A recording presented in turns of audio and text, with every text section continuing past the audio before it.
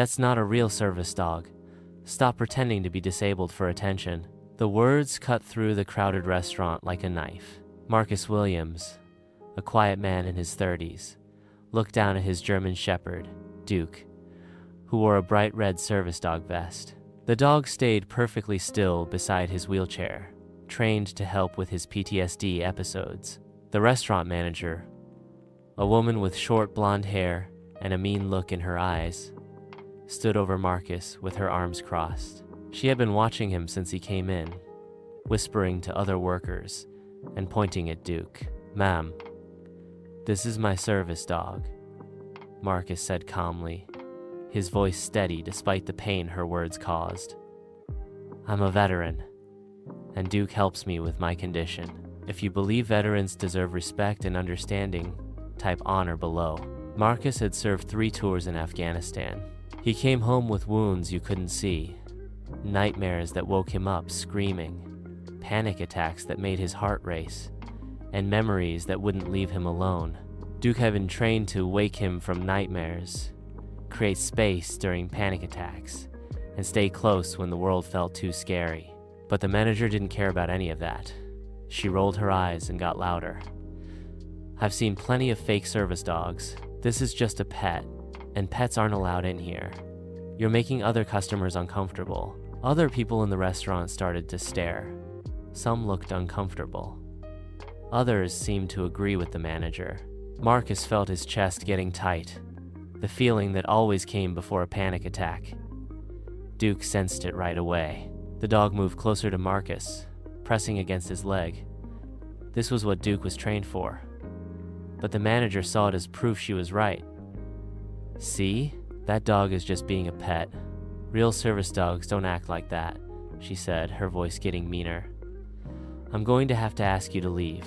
Take your fake dog and go somewhere else." Marcus's hands started to shake.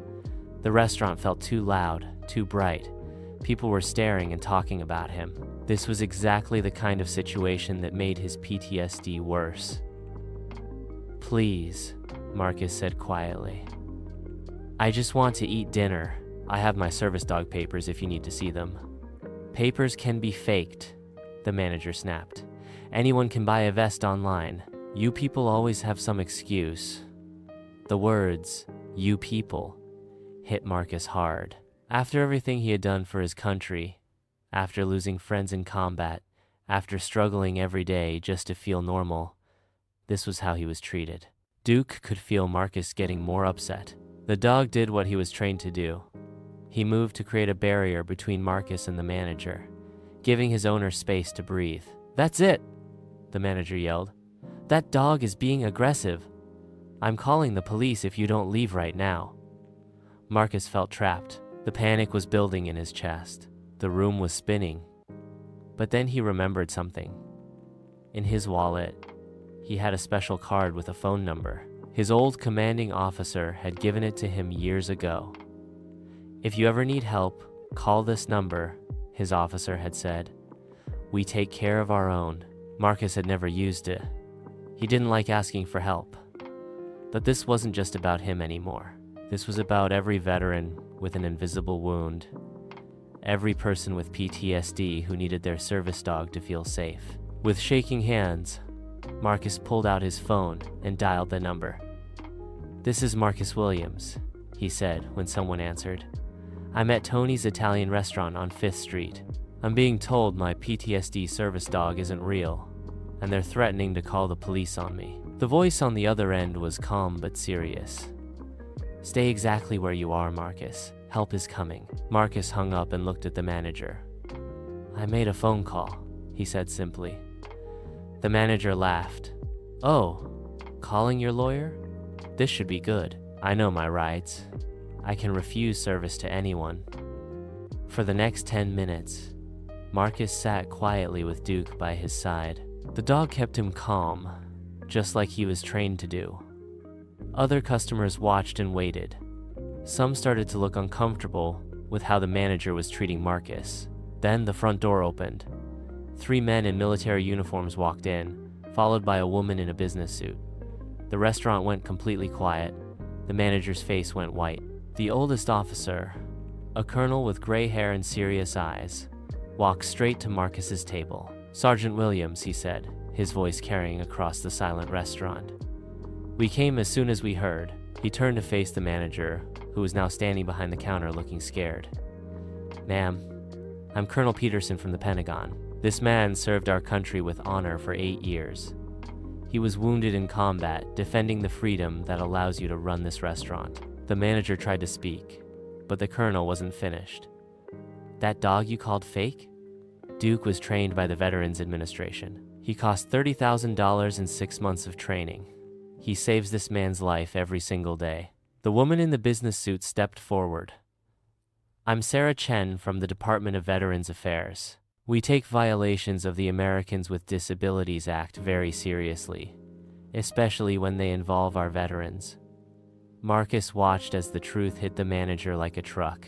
Her face went from white to red. She looked around the restaurant, but no one would meet her eyes.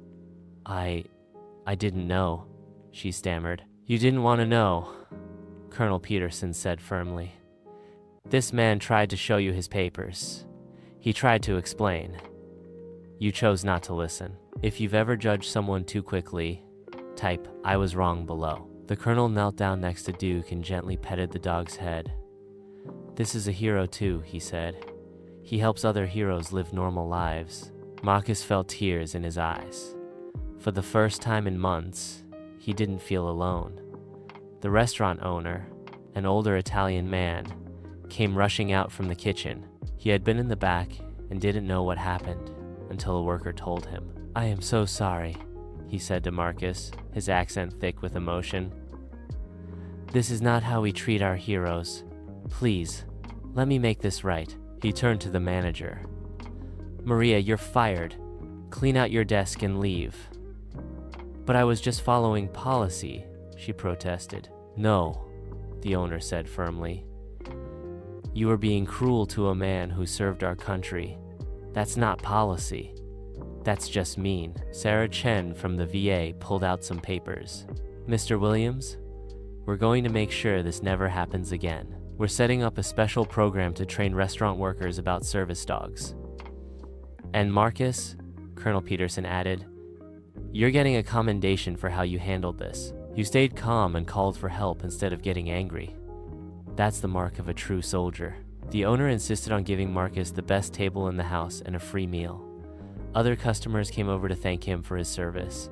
A little girl asked if she could say hello to Duke, and Marcus showed her how the dog was trained to help people. But the best part was, when Duke relaxed for the first time all evening, the dog could sense that Marcus was safe now, surrounded by people who understood and cared.